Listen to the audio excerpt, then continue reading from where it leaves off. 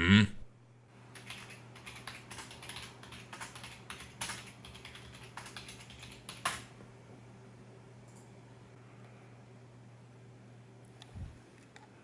Ouais, c'est les mêmes.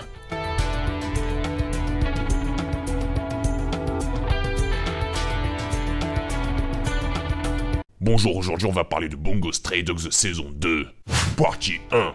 Introduction et personnages. Je tiens à rappeler que Bungo Stray Dogs s'inspire d'auteurs célèbres pour ses personnages donc ayant réellement existé, comme Dazai Osamu ou bien Edogawa Rampo.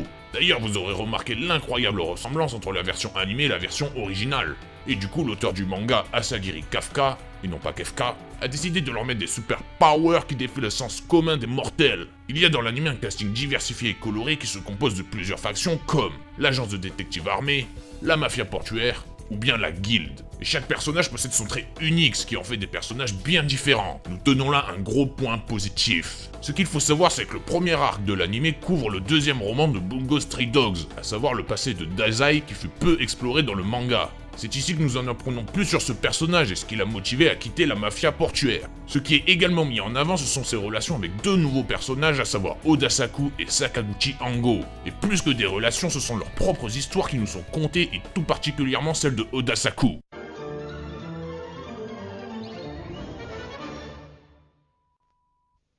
Smoko. Raconte-nous une histoire. Même deux histoires. Smoko. Mets tes lunettes et lis-nous tout. Smoko. Raconte-nous une histoire. Smoko. Raconte-nous deux histoires. Salut les enfants, aujourd'hui je vais vous raconter l'histoire de Odasaku. Il était une fois un homme employé dans la mafia portuaire. C'était un assassin sans pitié, mais un jour il rencontra une personne, un romancier nommé Natsume Soseki. Cette rencontre changea son destin, lui ouvert les yeux sur ce qui était juste et qu'il fallait devenir une meilleure personne. C'est à ce moment qu'il prit des résolutions, celle de devenir romancier et celle de ne plus jamais tuer. On lui donna alors le surnom du membre de la mafia qui ne tue jamais.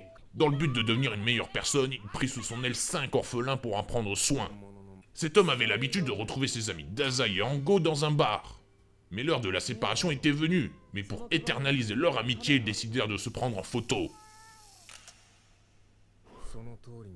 Puis le boss de la mafia portuaire, Ogai Mori, le convia pour une mission. Retrouver son ami Ango qui avait disparu. Lors de son enquête, il fut attaqué par les membres d'une organisation nommée Mimic. Qui plus est, Ango fut soupçonné d'être un agent double au compte de Mimic. Un peu plus tard, ils pensèrent découvrir où fut située la planque des Mimic. Notre héros Odasaku s'y rendit en premier. Il trouva son ami Ango ligoté à côté d'une bombe sur le point d'exploser. Après l'explosion, Odasaku se rendit compte que Ango était un double agent pour la mafia. Puis Ango disparut. Peu de temps après, ils trouvèrent le nom du boss de l'organisation ennemie, un dénommé JD, qui partage son pouvoir avec celui de Odasaku. Oh, je ne vous ai pas révélé son pouvoir. Eh bien, il possède la capacité de voir le futur pour une durée de 5 à 6 secondes. Un affrontement entre Odasaku et JD commença. Le boss des Mimiques, dû à ses motivations, voulait que Odasaku le tue. Mais celui-ci réfuta cette proposition. JD, fou de rage, voulait qu'il le comprenne. Et c'est sous les yeux de Odasaku que les orphelins qu'il avait adoptés et qu'il chérissait furent capturés et tués. Par vengeance, il décida de tuer JD, ce qui allait à l'encontre de ses idéaux. Un nouvel affrontement s'engagea entre les deux, et qui se finit par leur mort respective. Dazai apprit qu'Odasaku se rendait là où se trouvait le boss des Mimiques, et il assista au dernier moment de son ami. Alors cette petite histoire vous a plu? Moi aussi. En tout cas dans cette saison 2, le personnage de Dazai est devenu beaucoup plus attachant que dans la première partie de l'anime, que je trouvais antipathique avec en plus des blagues foireuses. C'est l'instant blague du Smoko. Alors c'est un mec qui dit à un autre, tu as déjà vu une tomate chanter? Non mais j'ai déjà vu une carotte râpée.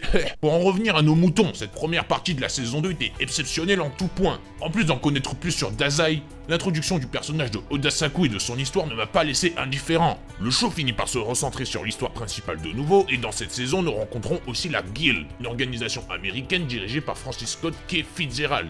Non pas lui. Dans cette saison 2, on s'attend à ce qu'ils reprennent le flambeau de principaux antagonistes de la série. Ne vous inquiétez pas, la mafia portuaire auront leur rôle à jouer. De même pour une certaine Kyoka, qui au final est devenue assez populaire. Chacun la veut dans son camp, mais notre protagoniste Nakajima Atsushi va tout faire pour qu'elle reste auprès de lui. Les chimères internes de Kyoka seront une nouvelle fois développées dans cette saison. Un conflit majeur s'intensifie dans cette suite entre l'agence de détective armée, la mafia portuaire et la guilde. Chacun veut montrer qui a la plus grosse pour être le gagnant. Un des acteurs majeurs de la mafia portuaire est, rappelez-vous, Akutagawa Ryonosuke, qui a eu des problèmes de compatibilité avec Atsushi. Leur rivalité sera au rendez-vous ici. On les verra une nouvelle fois se friter entre eux. Il y aura d'autres rivalités présentes comme celle de Rampo Edogawa et Edgar Allan Poe, avec leur épisode dédié. On retrouve dans cet animé un mélange subtil entre figures historiques et fiction. Utiliser des grands noms, les mêler à du fantastique, les mêler dans des conflits, le tout avec cohérence et références littéraires, rend ce show vraiment unique et spécial. Partie 2. Animation et musique. Par rapport à la première saison, pas de grand changement au niveau visuel, c'est la même chose quoi. The same.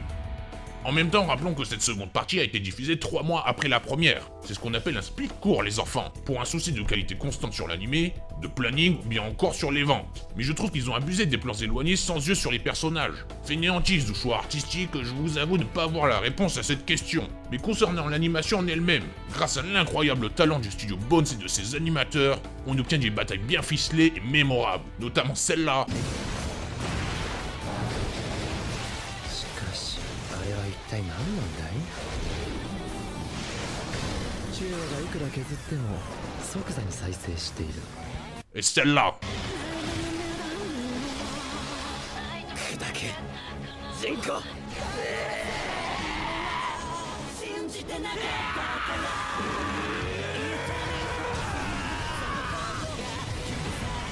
Pour les musiques, nous avons un de mes compositeurs préférés, voilà vous savez maintenant, à savoir Iwasaki Taku, qui arrive à nous pondre des OST de psychopathes, et le beat est vraiment bon. Les musiques, c'est du bon les copains. Conclusion.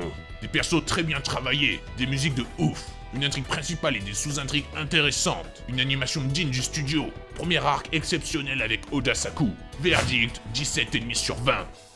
By Smoko. Voilà, c'est fini, j'espère que la vidéo vous a plu. Ce n'était que mon avis, ne l'oubliez pas. Si vous voulez me soutenir, vous savez comment il faut faire et c'est simple. Je rappelle que l'anime est sorti en France chez Crunchyroll. Sur ce, je vous dis bye bye et à la prochaine. Quand le coassement des grenouilles prend fin, on n'en apprécie que mieux le silence.